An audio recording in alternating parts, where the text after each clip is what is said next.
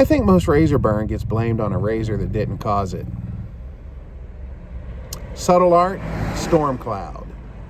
My GDMG caramel and wood brush handle with a 28 millimeter synthetic Japanese fan knot. Thing is huge. The Rockwell T2 in stainless steel with a Tatra blade on its second shave on level 6. Aftershave, post-shave, whatever you want to call it, was the Hulk Juice with Parasso Red Balm and Parasso Red Splash. Good morning, everybody. Welcome back. Hope everybody's getting ready for the weekend. It's Friday here in Japan. So the shave this morning was very, very nice, very comfortable.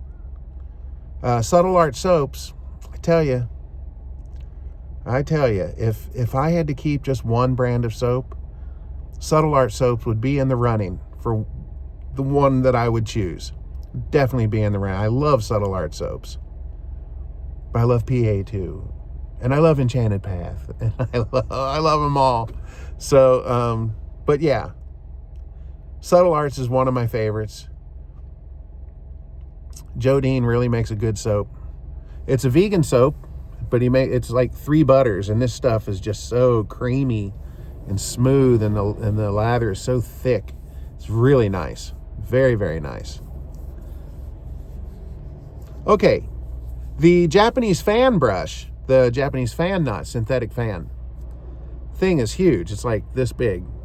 It's not that big, but you get the idea. It's, it blooms out like that, and when you splay it, it takes up half your face. But it holds a lot of soap,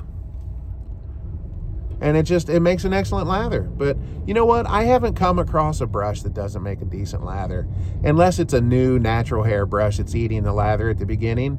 But once it's broken, those are usually fine too. So yeah, I don't think you can make a mistake, especially with a synthetic, decent synthetics, right? I don't know about like a real cheap one. Those might be crap. I have no idea. Anyway, but it's a good brush, GDMG. Highly recommend them. The razor, the Rockwell T2, you guys know how I feel about my T2. The stainless steel, Thor's hammer. But you know what? You would think that the stainless steel would be like noticeably heavier than the alloy, but it's not. It's only 2 or 3 grams heavier. So it's really not even noticeable, to be honest. But I love that T2. And I've been trying these Tatra blades. Craig Fatla sent me 100 Tatra blades. Now, I never really had a bad experience with one, but in the same time, I'm not very familiar with them. So I've been shaving with them in various razors this week, and in the T2, it's a good match. Very common. T2 on 6, and that's on a second shave too on that blade. So yeah, Tatra blades. I'll definitely get some use out of those. And they look good in the razor box. Which brings me to somebody was asking about blades, about the Polsilvers. Is that what they are? And I told him that it was actually my first time bowling. He was wondering what my favorite blades were. So I suggested, well, I could make a video about my blades. And he said, yeah, that'd be neat. So I might make a video this weekend showing all the blades in my collection, I guess. My den. The screwed up part about this, how many of you guys have way more blades than you ever need and you still buy more blades? I've got close to 1,000 blades in my house, probably more.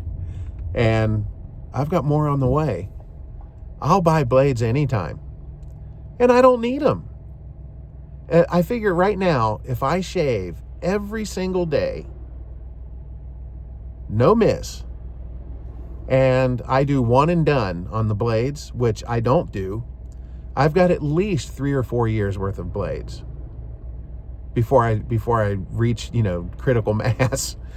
So I'm usually getting 4 or 5 shaves a blade. So, I'm covered. I'm covered for a long time. And I've got at least 300 blades coming from here. Oh my God. And I'll buy more. I'll be buying more. It's really stupid. Like my Filoso blades, I only have about 250 blades left. I need to buy more, right? 250, for Christ's sake. That's, okay, even at one and done, that's almost a year, right? It's 100 days short of a year. So, yeah. How many of you guys do that? Anyway, overall, it was a great shave. Getting ready to head into the weekend. Before we get to that, and before we get off topic, I said that I think most razors take the blame for razor burn, when I don't think it is. I think it's technique, and that includes, the way you use your razor or the way you make your lather. Maybe your lather's not hydrated enough.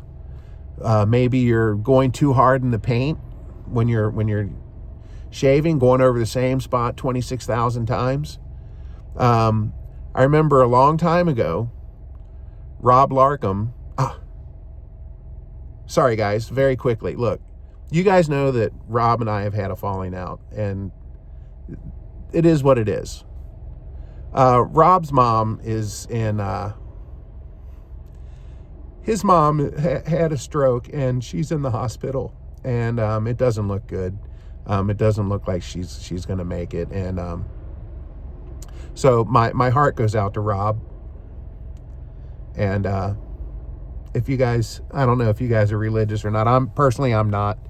But if you are, if you've got a prayer in there for Rob's mom, go ahead and do that for him. Rob, like I said, Rob and I had a falling out, but I've never disliked him. I've never hated him. And I've never said a bad word about him. But there's just things we don't agree on that we probably never will. So it is what it is. All right. Sorry. I didn't see that one coming.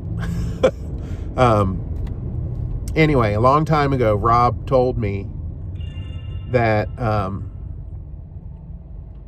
he counted my passes. And he says, you did like 22 passes on your neck, because I was going like this, right?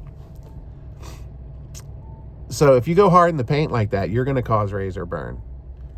But anyway, what do you guys think? Do you think the razor causes a razor burn? Do you think it's technique? So I personally think it's the technique more than the razor. Unless you got some like super aggressive razor that's just like crazy aggressive, then you might be able to blame it on that. Anyway. All right. Anyway, guys, we're going to call that one a shave. And again, if you've got a prayer for Rob's mom, please put it out there. And yeah, I guess we'll call that a shave. And you guys have a great weekend. Y'all stay smooth.